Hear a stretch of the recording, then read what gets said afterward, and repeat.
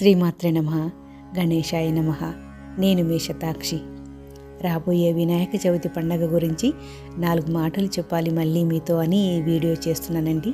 చూడండి, ఆ అమ్మ పార్వతమ్మ తన కొడుక్కి ఎన్ని జాగ్రత్తలు చెప్తోంది. నాయనా, భూలోకానికి చాలా జాగ్రత్తగా వెళ్ళు నాయనా.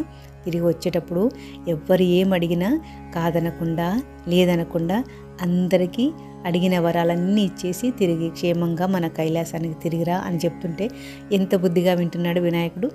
మరి యువత, మీరే కదా వినాయక మండపాలు కట్టి వినాయక విగ్రహాలు తీసుకొచ్చి పండగంతా అయిపోయిన తర్వాత ఊరేగింపు చేసేది యువతే కదా.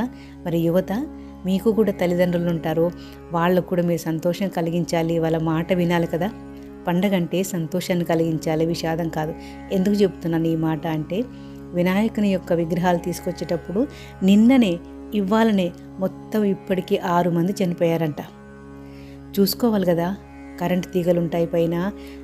వెహికల్ తెచ్చేటప్పుడు ఆ వీల్స్ కింద పడిపోయే అవకాశం ఉంటుంది. ప్రాణాలు చాలా గొప్పవి. ప్రాణాల విలువ పోయినాక తెలుసా.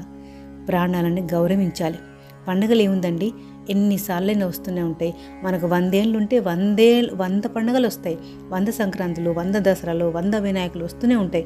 కానీ ప్రాణం పోతే తిరిగి రాదు కదా.